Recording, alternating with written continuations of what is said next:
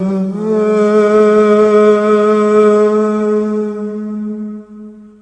make peace a symbol of ours.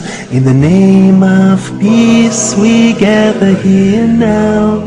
Oh Lord, please make. Assalamu alaikum wa rahmatullahi wa barakatuh. May the peace and blessings of Allah be upon all of you. Welcome back to the proof that Islam is the truth.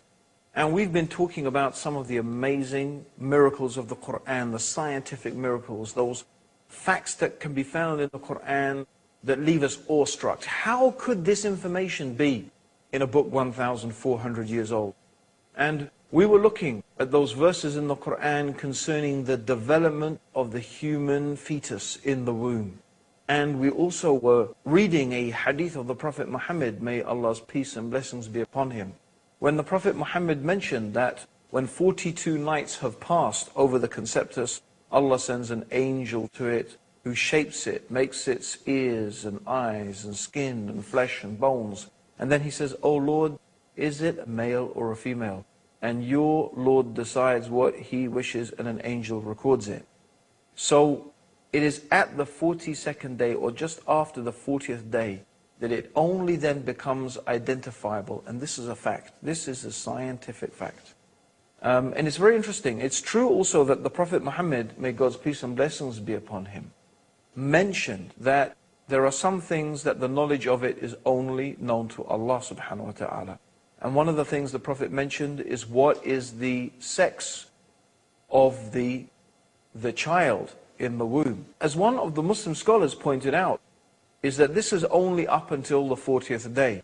Because after the 40th day, according to this authentic hadith of the Prophet sallallahu alaihi wasallam, may God's peace and blessings be upon him, the angels know. The angel who is in the womb, shaping the conceptus, shaping the embryo, asks, is it a male or a female? And so from that time, of course, the angel knows. And if the angel knows, as the scholar pointed out, anyone can know.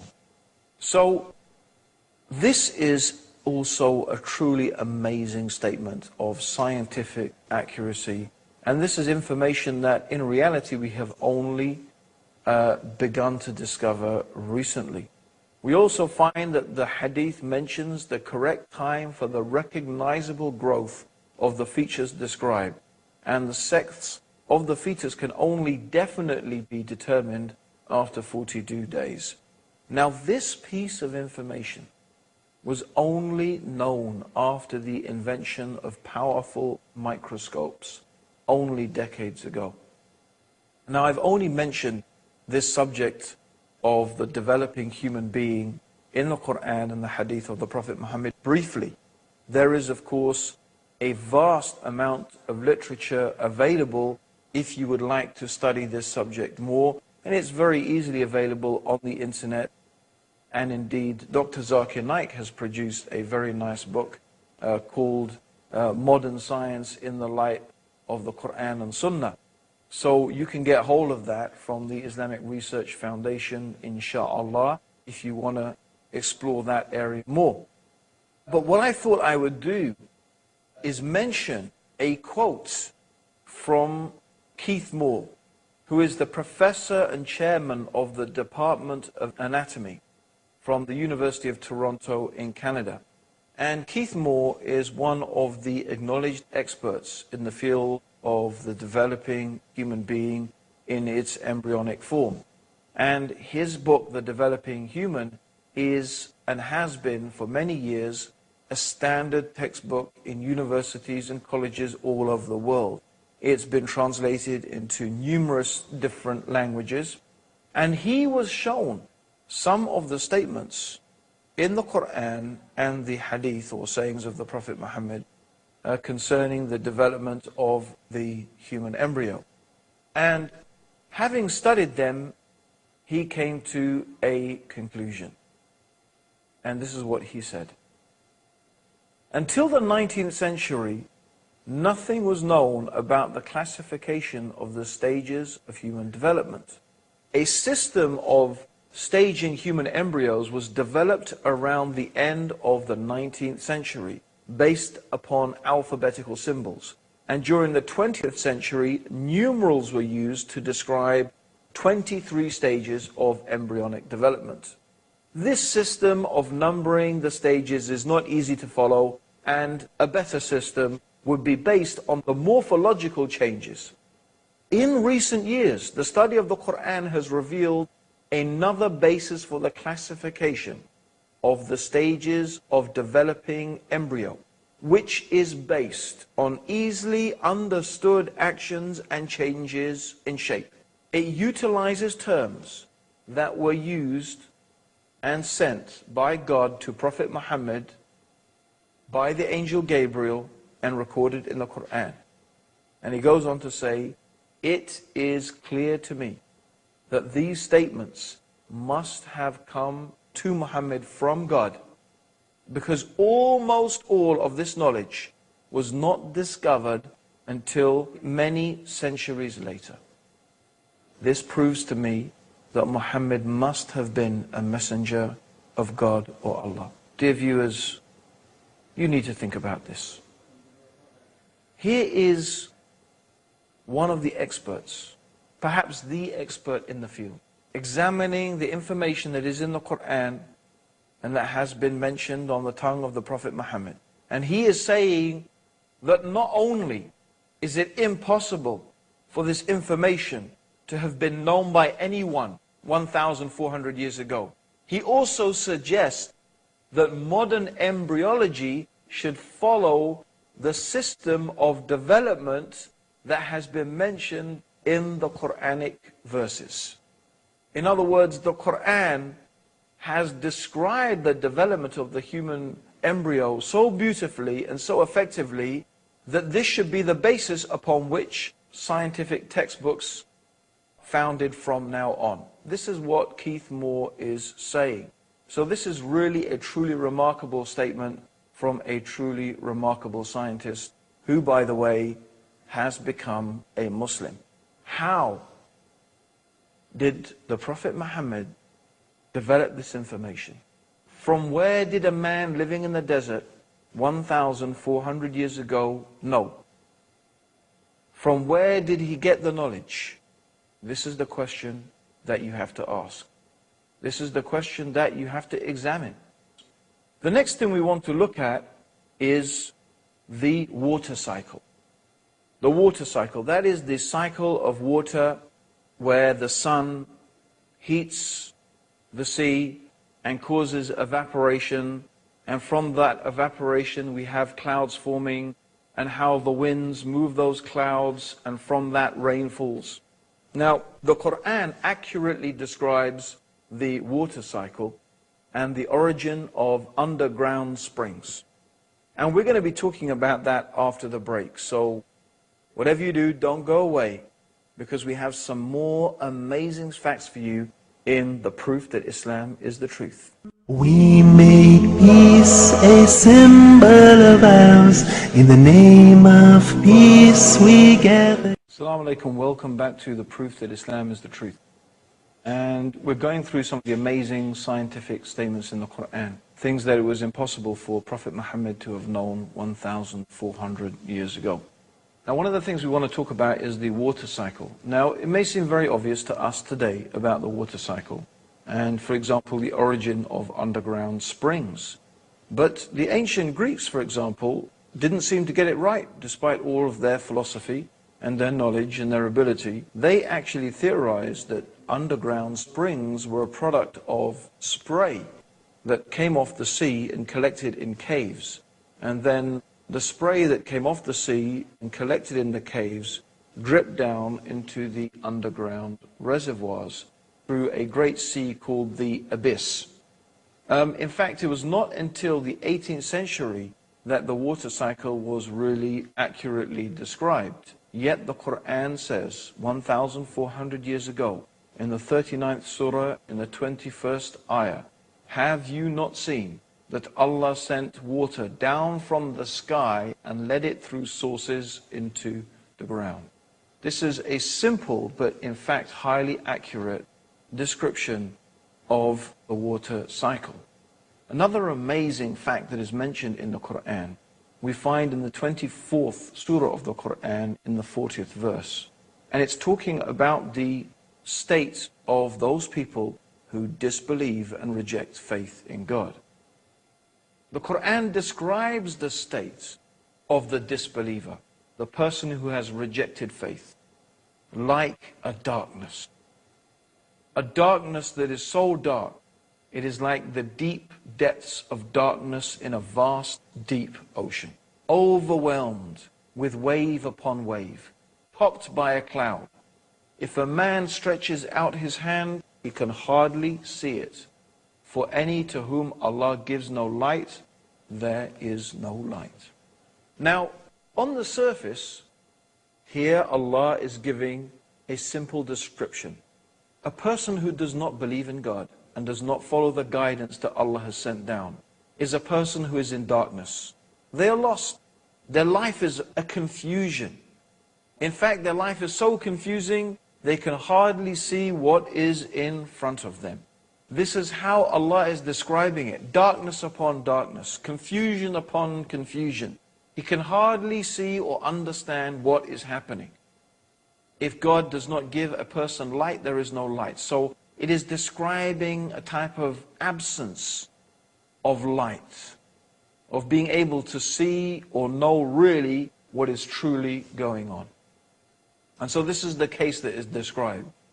So on the surface, we have a very poetic, we have a very strong and vigorous and amazing description of this darkness and the state of being lost. Yet when we examine it in more detail, there is something else going on here as well.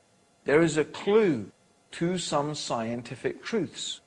First of all, the Quran describes a vast, deep ocean, and it describes waves upon waves. Now, of course, most of us are familiar with the waves that are on top of the ocean. But what does it mean, waves upon waves? Are there other waves in the ocean? Well, we're going to find out. Also, the Quran talks about a person being deprived of light, that they can hardly see.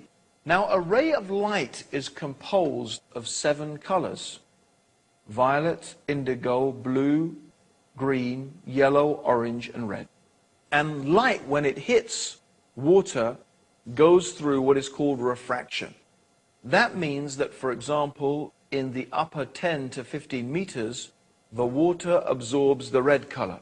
And as you go deeper, each of the colors in the spectrum become absorbed by the water, until you get to a depth of below about 1,000 meters, there is complete darkness.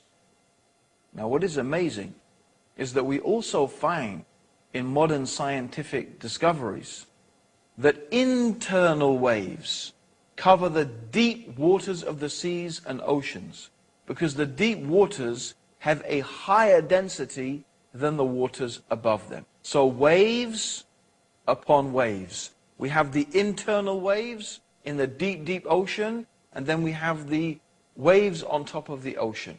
And then the clouds and so on and so forth, they add to the darkness and the disparity and the breaking up and the refracting of light. Now, what is interesting is the deep darkness. Remember, the Quran says they stretch out their hand, they can hardly see it. This deep darkness begins below the internal waves in the ocean. In fact, there are certain fish down at those depths which need their own lights in order to be able to see. And amazingly, Allah has created these creatures that can actually generate their own lights. Now, this is really amazing because, of course, until very recently, no one has been able to penetrate and to reach those deep parts of the ocean. It is only with extremely sophisticated modern machinery and submarines and diving suits that someone has been able to go down to that depth. Yet we have the Quran 1,400 years ago describing the internal waves of the oceans and the darkness that is there at the depths of the oceans. How on earth How in the heavens could a man living in the desert 1,400 years ago have known about such detailed information about a science like oceanography? Well, Professor Rao, who is an expert in marine biology at the King Abdul Aziz University in Jeddah, says 1,400 years ago, a normal human being could not explain this phenomenon in so much detail. This information must have been coming from a supernatural source. My dear viewers, this even is not the end of the amazing scientific statements in the Quran. Because the next thing I want to deal with is cosmology. The statements in the Quran concerning the universe. Now, until recently, or we could say up until the 1960s, there was a major controversy between scientists concerning the state of the universe. Now, some scientists believed and had begun to develop the idea that the universe was in a state of flux, that the universe was in fact expanding. And from this theory of the expanding universe also came another theory which is commonly known today as the Big Bang Theory. This is the idea that the universe had a common origin in a singularity, a dense, condensed type of matter. The universe was a infinitely small, we could say, part of dense matter. And this infinitely small, dense matter then exploded into what is the universe that we know today. Now, this was opposed by the static state theory. The static state theory, and this was very much preferred theory of atheists, that the universe was the way it was eternally in the past and will keep on being that way eternally in the future. And this was a theory that was really largely based, at least initially, and was believed in by Albert Einstein. And many people therefore followed on from that with this idea of the static state theory. And so this idea of the Big Bang Theory, which was, really held by Fred Hoyle, he was the person who supported this theory, and Lemaitre, who was opposing it with the idea of the Big Bang Theory. Now, evidence came to light that showed that variations in the light spectrum that were being emitted from galaxies and stars, which is called redshift, showed, in fact, that the universe is expanding.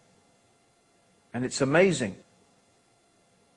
that this scientific fact that has now been confirmed, and it is agreed upon by almost unanimously all scientists in the field, that we live in an expanding universe. And the evidence very, very clearly and strongly suggests that. What does the Quran say? 1,400 years ago, before there were telescopes and all the means to discover this information, the Quran says in the 51st surah, in the 47th ayah, the heaven, we have built it with power, and we are expanding it. Let's just repeat that again. The heaven, we have built it with power, and we are expanding it. 1,400 years ago, the Quran is mentioning how the universe is expanding. The next most important observational evidence was the discovery of cosmic microwave background radiation in 1964 by a powerful telescope. And this had been predicted in the Big Bang Theory as a relic of the hot ionized plasma of the early universe when it first cooled sufficiently to form neutral hydrogen and allowed space to become transparent to light. And its discovery led to the general acceptance among physicists that the Big Bang is the best model for the origin and evolution of the universe. What does the Quran say in the 21st surah, in the 30th ayah? Have not those who disbelieved known that the heavens and the earth were joined together as one united piece? Then we parted them, and we have made from water every living thing. Will they not then believe? The common origin of the universe, or the singularity that scientists believe today the universe originated from, and which led to the Big Bang. It is considered that the conditions of this singularity were so precise, it is almost inconceivable that it could be in that way, except that it has been made by an all-wise and powerful Creator. These are some of the amazing things that the Quran is telling us about the origin of our universe. The Quran also mentions that Allah turned to the heavens when it was dukhan. And the word dukhan in Arabic means smoke. This also accurately describes the hot, gaseous mass of the universe before the galaxies and the stars began to be formed. So here we have the Quran, 1,400 years ago, talking about the expanding universe, talking about the common origin of the universe, that the heavens and the earth were one, talking about the gaseous state, the smoke-like state of the early universe. This is in a book 1,400 years old, mentioning facts that scientists have only begun to discover today. And we have created from every living thing water. It's a fact that every living thing has its basis in and is fundamentally composed of water. You and me are about 70 to 80% water. We are made of about 70 to 80% water. A fact that has been mentioned in the Quran 1,400 years ago. Will you not believe? Will you now not believe? What will it take to make you realize and to understand that the Quran is the truth? That Muhammad is the messenger of God? This is more evidence, the proof that Islam is the truth. Join us for the next episode when we will be going through some more amazing facts from the Quran. Until then, Assalamu alaikum wa rahmatullahi wa barakatuh. May the peace and blessings of Allah and His guidance be with all of you.